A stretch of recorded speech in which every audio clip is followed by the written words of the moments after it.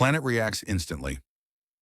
On July 29, 2025, an event occurred that stunned even experienced geologists, not because the surface shook, but because the entire planet responded.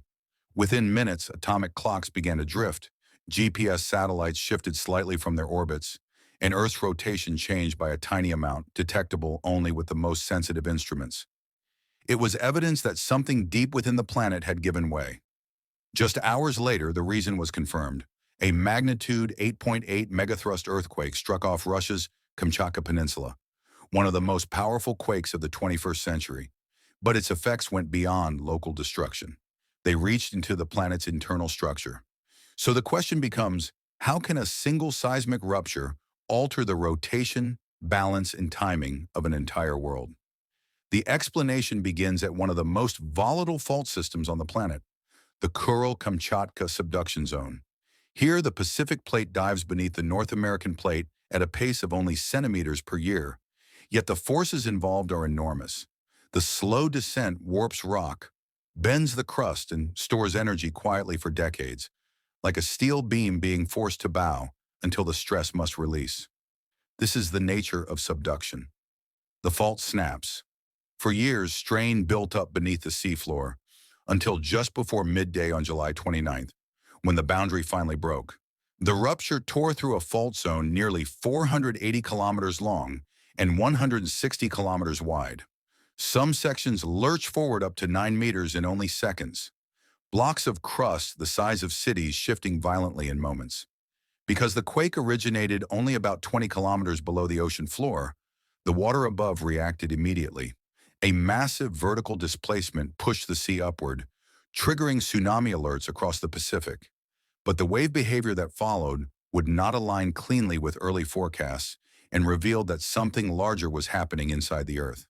Local chaos begins. Coastal communities from Japan to the United States sounded alarms. Fishing ports shut down. Tens of thousands of people moved inland and uphill. Yet the Pacific-wide tsunami that models initially suggested did not materialize. For most countries, waves averaged around 1 meter, serious and disruptive, but not catastrophic. Near the epicenter, however, the situation was entirely different. On Shamshu Island, a towering 19-meter wave crashed ashore. Boats weighing several tons were tossed inland, warehouses collapsed, and power lines snapped. Residents escaped through knee-high seawater as buildings groaned from the pressure. Russian officials evacuated more than 2,700 people, many while navigating flooded roads and ashfall from nearby volcanic vents awakened by the seismic shock. Despite the severity, injuries were minimal. Strong Soviet-era architecture, heavy concrete, thick rebar, and conservative safety margins absorbed forces that would have destroyed lighter structures elsewhere. Japan faced its own crisis. Emergency evacuations collided with a severe heat wave. Dozens suffered heat stroke, and tragically, one person died in traffic while fleeing coastal zones. These indirect consequences often go unnoticed, but highlight how earthquakes strain multiple systems, transport, emergency services, and even human physiology. Meanwhile, as the surface emergency unfolded, seismic and orbital monitoring systems revealed a different pattern. When a megathrust displaces billions of tons of rock, Earth's mass distribution changes. The planet reacts the way a spinning figure skater does, shifting mass inward or outward to speed up or slow down rotation. Earth's balance shifts. The Kamchatka event redistributed enough mass to slightly accelerate Earth's rotation. Ultra-precise atomic clocks recorded a minuscule shortening of the day, far beyond human perception, yet easily measured by the timing systems that govern satellites, power grids, and global communications. Another effect soon appeared. Earth's figure axis, the internal balance point defined by the distribution of its mass, shifted. This axis is not the same as the geographic pole. It is a movable marker influenced by how mass is arranged inside the planet. Major earthquakes can nudge it noticeably.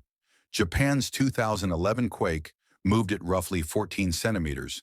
Chile's 2010 quake shifted it around 8 centimeters. The Kamchatka rupture produced a similar displacement. Entire sections of the peninsula moved more than 2 meters to the southeast. GPS stations registered instantaneous ground offsets. Coastlines rose or fell by centimeters. Tiny to humans, but massive in geophysical terms. Yet despite sensational headlines, Earth's axial tilt, the 23.4-degree angle responsible for the seasons, did not change. No earthquake could alter that.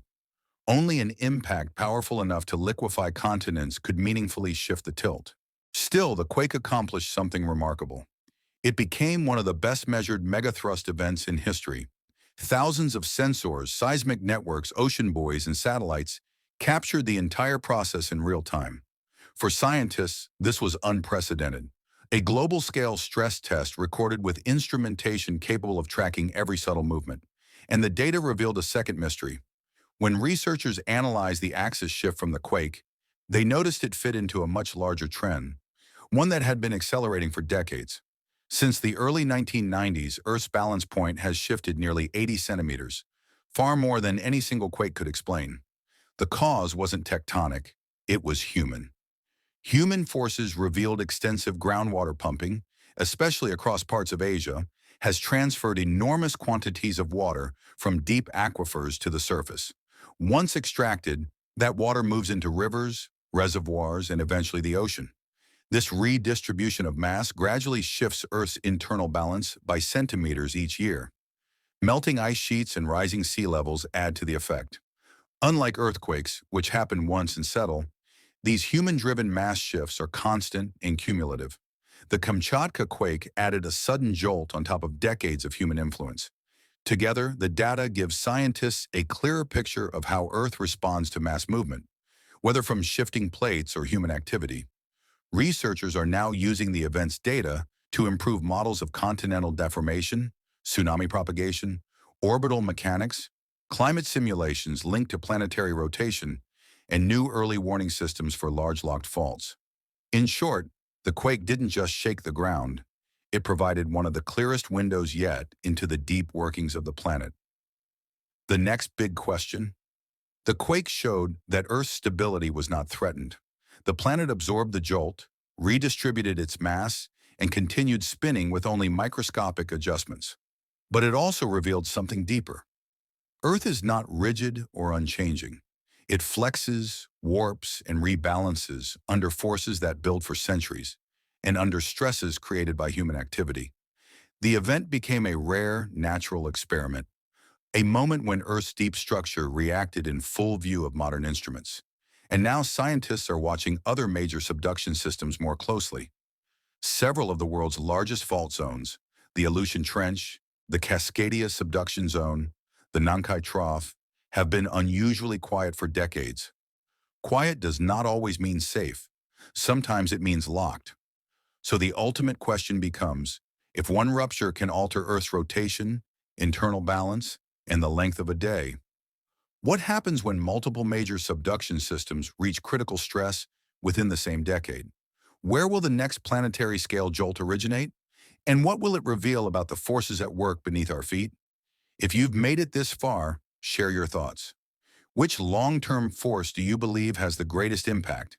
Tectonics, melting ice, or groundwater depletion? The most insightful responses will be highlighted.